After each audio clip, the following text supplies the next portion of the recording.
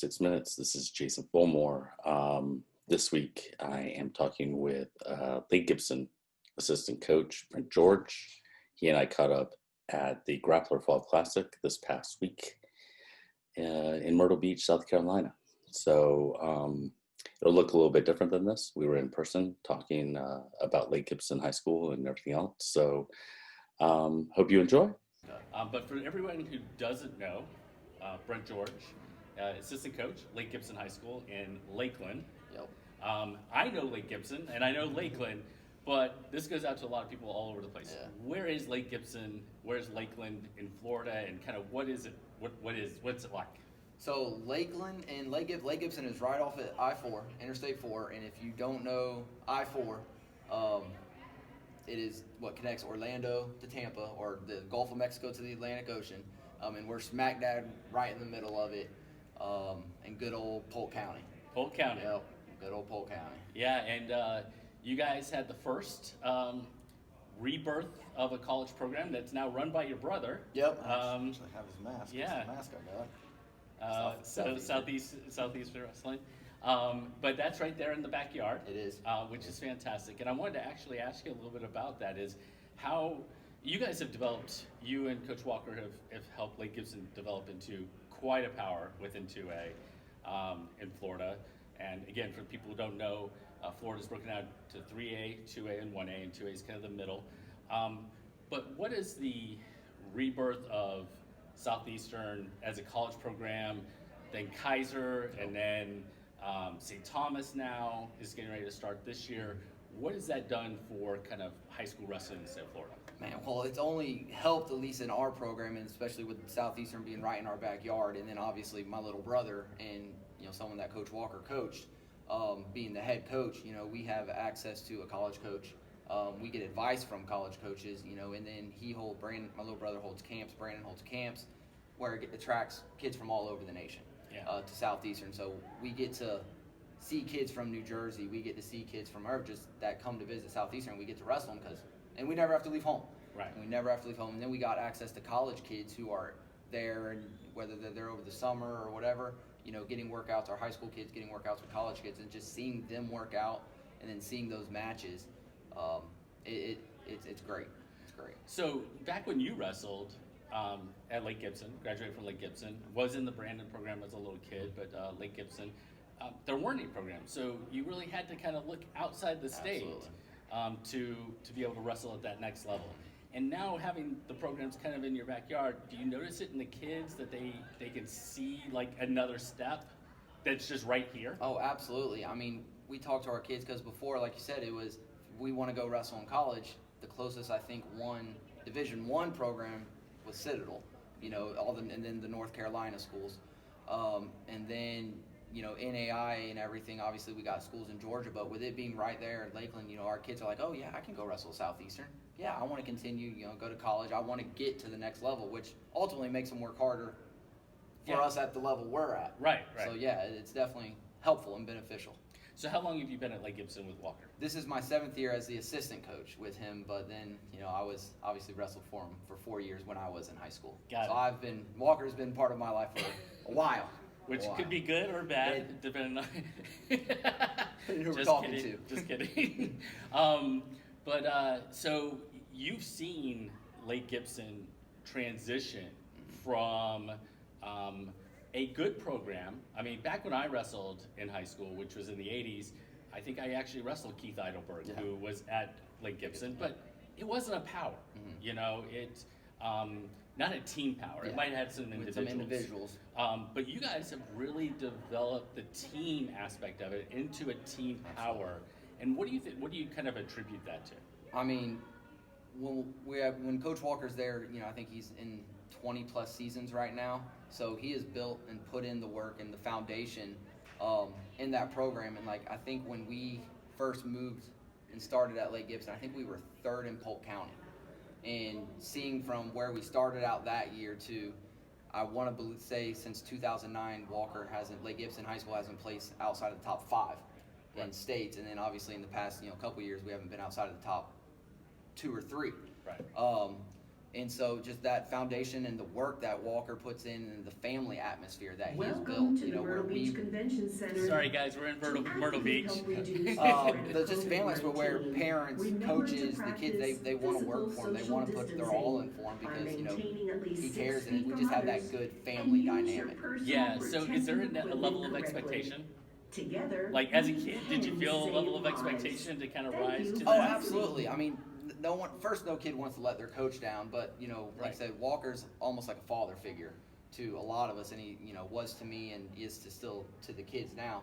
You want to work for him. Right. You don't want to let him down, you know, because we see everything he does for the program. You know, he's there day in, day out. He's the first one in the room, last one out of the room, essentially. Yeah. It's the coach that does that. So when the coach is doing that, it's easy for the kids to do that. So one of the things that I've always thought was really I saw with Lake Gibson over the span of time was you know this level of depth. You guys have some top end talent, but like South Dade, you know you bring a lot of kids. They may not win, Nope. but they're scoring points here. They're scoring points here. They're scoring points here, and it really is a team atmosphere. Absolutely. You guys really slotted that in the duels the first 2 years and won the duels Yep. on the strength of Just had kids. having kids work for those points. Yep. Not giving up a major or Go and getting those bonus points exact that we really those needed bonus those points for first you. 2 years. Yeah. So what was that kind of that building of that depth, and how did that guys help you guys in those duels? I mean, obviously, when we had 2-3 kids, you know, especially in a weight range there, and those kids knew we push it's the team. Yes, we're an individual sport. Yes, but you're out there fighting for your brother. You're out there fighting for your team. You know, when we win as a team, we all win. So the kids knew that, and we still push that real hard. That when one wins, we all win. You're not doing it for you. You're doing it for everyone else. So if we needed a kid to bump up a weight class, and hey, your job is, And you have. yeah, absolutely. And Yeah. your job is to, give up 3 points. Don't get pinned, don't give up the bonus. They're going to, that's a win for them. And they just know that that's the win for the team. So last year, you guys, I hate the way it's structured. I understand why it's Oh, yeah, structured the way it is absolutely. in Florida, but you and Jesuit hit the second round of the state. Well, it is the Friday night, the first round of the state duels. Yeah. That Friday night because we're in the same region. So technically it was the region finals. And it came down to 1 point. It was one point, right? I believe they ended up winning by 2. 2, okay. Yeah, it came down to the last match. It came down to the last match. 106, yeah. And previous years, you've won Coming down to the last coming match. down to the last match. Mhm. And last year, you didn't win coming down to the last match. And what was what was kind of the message to the team after? Because they're moving, they are used to going all the Oh, way yeah. to the finals and winning it all. Oh, So yeah. what's that message like to kind of, It was hard having to leave Osceola on Friday night and knowing we weren't coming back Saturday. But the message in the hallway where we didn't be told this isn't the end of the year. Right. We have a redemption, and knew we were going to wrestle Jesuit 2 more times. Right. At Regions at Brandon, and then obviously at Silver Spurs at States, and it motivated the boys more. I mean, that next week they didn't want to lose again, because of the expectation, because of what they've done in the past. Yeah. They did not want to lose again, and man, those boys had a great second half of the year. I mean, well, and they did. And that's one of the things I saw when we were at the state tournament was again, they didn't dwell on that loss. They kind of parlayed that into motivation to win traditions. Absolutely. And you guys seem to, again, and this is one of the things that stuck with me when I saw you guys at the knockout, was that you won the knockout. I mean, over Woodland and over, great programs from across the Southeast and so on and so forth. Holt from Missouri. Yep, absolutely. And it was your team that really made that happen and that sort of thing. So I wanted to touch on the team aspect because that was really important. Because the kids know if they go out and get 5th place at those knockouts at the state tournament, they're contributing. They're contributing to the overall goal. And if the team wins, we all win. All right, so let's look forward to this year. Absolutely. All right, so you guys graduated a few kids. We did. We graduated a lot of talent. You did. So what's the mentality like from a coach's perspective as you walk back in as we're getting ready to go into 2020, 2021? So we're a lot younger, obviously, but we had guys biting at the chops to get into the lineup. We have Blake Walker, who won the Georgia Super 32 qualifier, beat state champs from all around, who hasn't wrestled at the district tournament yet because he's been behind Connor Williams the past couple years. So we have guys who are there, who are ready to step up, and it's their time. And that's what, there might be juniors, they might be seniors, but they've just been waiting. They've been behind the guy, so now they are the guy. All right. So the expectation is we're going to be right back there. We're going to be competing for that state title. It's the same goal. Same thing. Same goal. Yep. Awesome. That sounds awesome. And I would expect that answer, but I mean, you do look at,